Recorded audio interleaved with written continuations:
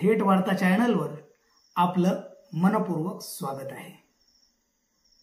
जागतिक पचन स्वास्थ्य दिन दरवर्षी 29 मे रोजी साजरा केला जातो।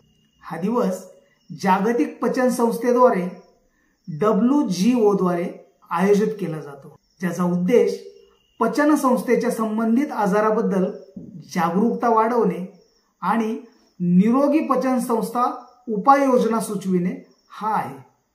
WGO ही एक जागतिक संस्था आहे जी पचन संस्थाशी संबंधित संशोधन, शिक्षण आणि रुग्णसेवा यांना प्रोत्साहन देते।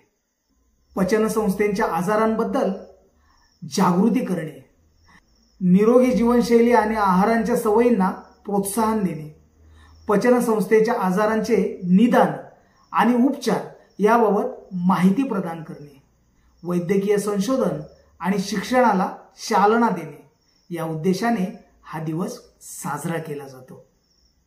जागतिक पचन स्वास्थ्य दिनाची सुरुवात 2004 मध्ये झाली।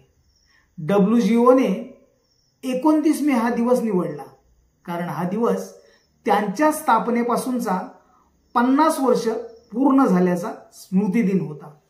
दरवर्षी या दिवसाला एक विशिष्ट थीम ठरवली जाते, ज्यावर आधारित जगभरात कार्यक्रम आयोजित केले जातात। WGO दरवर्षी वेगळ्या वेगळ्या थीम्सवर लक्ष केंद्रित करते।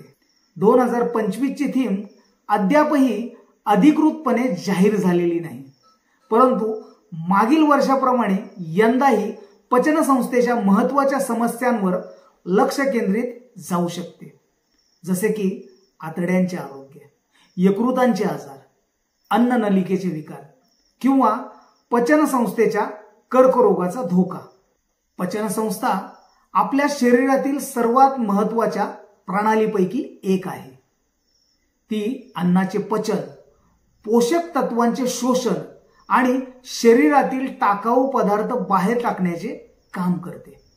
पचन संस्थेच्या समस्यांमुळे अनेक आजार उद्भवू शकतात, जसे की अपचन, आतड्यांचे आजार म्हणजे IBS, यकृतांचे आजार, पचन संस्थेचा कर्करोग।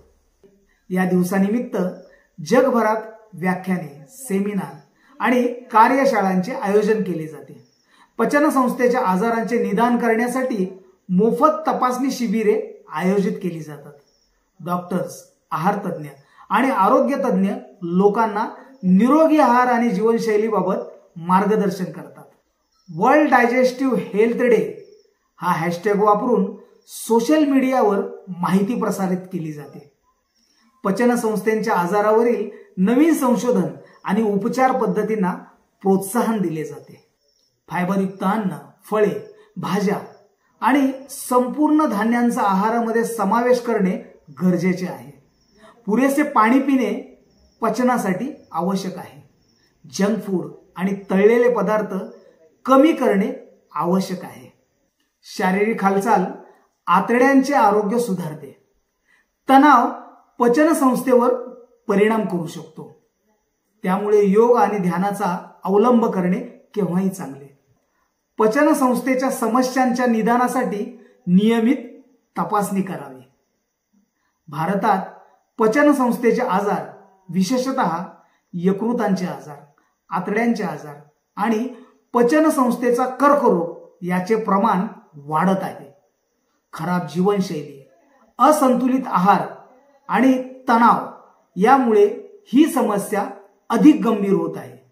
जागतिक पचन स्वास्थ्य दिनानिमित्त भारतातही अनेक रुग्णालये, NGO आणि आरोग्य संस्था जागरूकता कार्यक्रम राबवतात। जागतिक पचन स्वास्थ्य दिन हा पचन संस्थेच्या आरोग्याबाबत जागरूकता वाढवण्यासाठी आणि निरोगी जीवनशैलीला प्रोत्साहन देण्यासाठी एक महत्त्वाचा मंच आहे। आपण सर्वांनी या दिवसाच्या निमित्ताने आपल्या पचन संस्थेच्या आरोग्याकडे लक्ष देऊन निरोगी जीवनशैलीचा अवलंब करावा। तर तुम्हाला हा व्हिडिओ कसा वाटला ते कमेंट बॉक्समध्ये जरूर लिहा आणि अशाच नवनवीन व्हिडिओसाठी चॅनलला सबस्क्राइब करा आणि व्हिडिओला शेअर करा। जय भीम, जय संविधान.